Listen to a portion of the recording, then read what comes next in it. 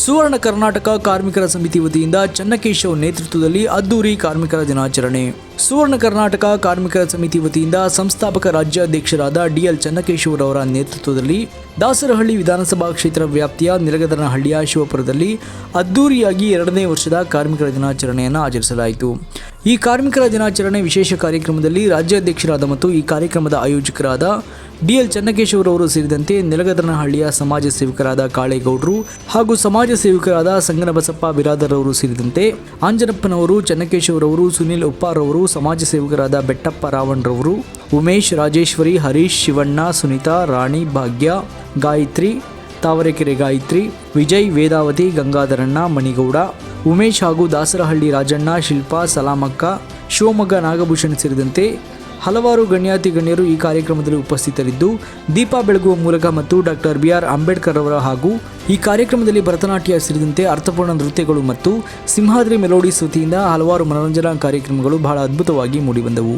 ನಂತರ ನೆಲಗದನಹಳ್ಳಿಯ 1,000ಕ್ಕೂ ಹೆಚ್ಚು ಮಹಿಳೆಯರಿಗೆ ಉಚಿತವಾಗಿ ಸುವರ್ಣ ಕರ್ನಾಟಕ ಕಾರ್ಮಿಕರ ಸಮಿತಿ ವತಿಯಿಂದ ಸೀರೆಯನ್ನು ವಿತರಿಸಲಾಯಿತು. ಅದೇ ರೀತಿ 100 ಬಡ ಮಕ್ಕಳಿಗೆ ಉಚಿತವಾಗಿ ನೋಟ್ ಪುಸ್ತಕ ಮತ್ತು ಪೌರ ಕಾರ್ಮಿಕರಿಗೆ ಸೀರೆ ವಿತರಣೆ ಹಾಗೂ 2 ಬಡ ಮಹಿಳೆಯರಿಗೆ ಉಚಿತವಾಗಿ ಟೈಲರಿಂಗ್ ಯಂತ್ರವನ್ನು ವಿತರಿಸುವ ಮೂಲಕ ಸಮಾಜಮುಖಿಯಾಗಿ ಈ ಕಾರ್ಮಿಕರ ದಿನಾಚರಣೆಯನ್ನು ಚನ್ನಕೇಶವರವರ ನೇತೃತ್ವದಲ್ಲಿ ಆಚರಿಸಲಾಯಿತು. ಇದೇ ವೇಳೆಯಲ್ಲಿ ಸಂಗನಬಸಪ್ಪ ಬಿರಾದರ್ ಅವರು ಸೇರಿದಂತೆ ಆಂಜನಪ್ಪನವರು ಹಾಗೂ ಹಲವಾರು ಗಣ್ಯರುಗಳು ಮಾತನಾಡಿ ಡಾಕ್ಟರ್ BR ಅಂಬೇಡ್ಕರ್ ಅವರು ಮತ್ತು ಈ ಕಾರ್ಮಿಕರ ಕುರಿತು ವಿವರಣೆಯನ್ನು ನೀಡಿದರು. ಈ ಕಾರ್ಯಕ್ರಮದಲ್ಲಿ ನೆಲಗದನಹಳ್ಳಿಯ 100 ಕಾರ್ಮಿಕರು ಉಪಸ್ಥಿತರಿದ್ದು ಈ ಕಾರ್ಮಿಕರ ದಿನಾಚರಣೆಗೆ ಬೆಂಬಲವನ್ನು ವ್ಯಕ್ತಪಡಿಸಿದರು.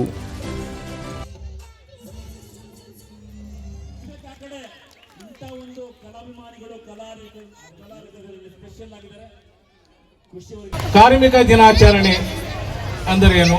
ಕಾರ್ಮಿಕರಂದ್ರೆ ಯಾರು? ದೇಶದ ಭವಿಷ್ಯಕ್ಕಾಗಿ ಮತ್ತು ರಾಷ್ಟ್ರದ ಉನ್ನತಿಗಾಗಿ ಮಾಡುವಂತಹ ಕೆಲವಾರು ಉತ್ಪನ್ನಗಳು ಅವು ದೇಶಕ್ಕೆ ಸಮರ್ಪಣೆ ಆಗ್ತದೆ. ಅದು ಹಲವಾರು ಕಡೆ ಉಪಯೋಗ ಆಗ್ತದೆ ಅನ್ನೋದನ್ನ ನಾವು ಕೇಳ್ತೇವೆ.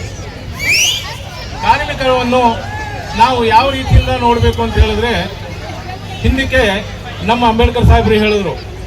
ಅಂಬೇಡ್ಕರ್ ಸಾಹೇಬ್ರ ಹೆಸರು ಭೀಮರಾವ್ ಅಂಬೇಡ್ಕರ್. ಭೀಮರಾವ್ ಅಂಬೇಡ್ಕರ್ ಅಲ್ಲ, ಭೀಮಾಶಂಕರ್ ಅಂತ. ಈಶ್ವರನ ಹೆಸರು ಇರೋದು ಅವರಿಗೆ. ತಾವು ಭೀಮರಾವ್ ಅಂಬೇಡ್ಕರ್ ಅಂತ ಇದ್ದೀರಿ. ಭೀಮಾಶಂಕರ ಭೀಮಾ ನದಿ ಅನ್ನೋದನ್ನ ತಾವು ಒಪ್ಪಬೇಕು. ಒಂದು ನದಿ ಹೆಸರಿಟ್ಟಿದ್ದವರಿಗೆ. ಅದು ನಿಂತ ನೀರಲ್ಲ, ಅದೊಂದು ಅತ್ಯುನ್ನತ ಸೇವಾ ಮನೋಭಾವ ಹೊಂದಿದಂತಹ